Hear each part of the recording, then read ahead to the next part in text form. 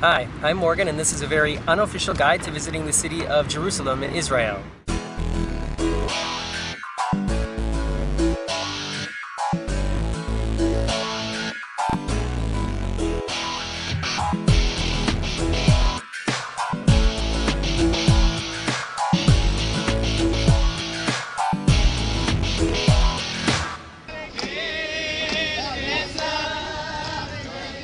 Jerusalem is of course known as basically the holiest city on the planet, with important significance for Christianity, Judaism, and Islam. And we made our way to Israel on the gigantic Mariner of the Seas cruise ship, which docked in Ashdod, and that is about an hour outside of the city on the coast of Israel.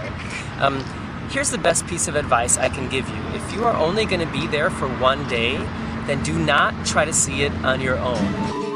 Unless you've been there before, I really don't recommend that you just spend one day in Israel on your own. The city can be very confusing and strange things happen there sometimes. And so I recommend that you either take one of the official excursions offered on your ship if you're going on a ship, or you can book a private tour guide, which is what we did this time. We spent our visit with Rami from Bein Harim Tours. And there was a group of 7 of us in an air-conditioned minivan. And we saw way more than was offered on the original or the official ship tour, and it only cost us about $80 a person, which was much less than what the ship tour costed. So on to the tour. We began our visit on top of the Mount of Olives, which is a great place to start because you get an amazing view of the entire ancient city and the famous Jewish cemetery, which goes all down the Mount of Olives, and then in the middle you have the Garden of Gethsemane, which is where we traveled to next.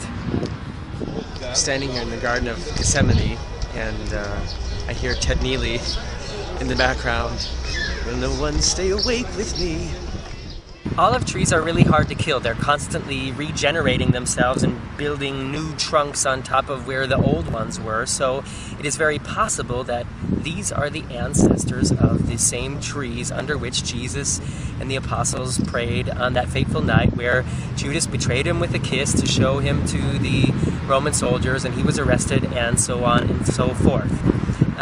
At this part of the Garden of Gethsemane, you can also visit the Church of All Nations, which houses a rock on which Jesus supposedly prayed to God to beg him to think the whole thing over. Now, I say supposedly because just down the street from this Garden of Gethsemane is another Garden of Gethsemane with other 2,000-year-old olive trees and a different church.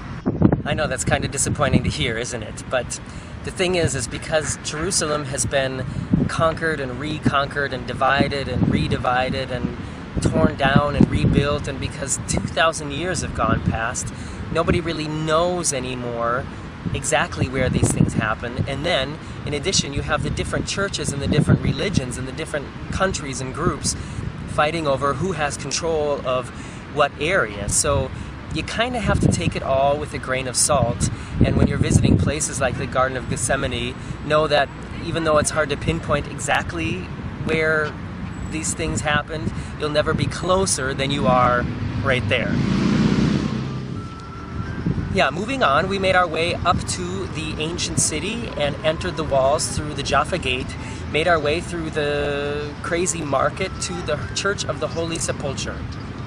We're walking through the market here in Jerusalem, and it's so cool to see all these different stands selling scarves and jewelry and spices and food, and it's an atmosphere, I can't really describe it, but it's a really cool experience.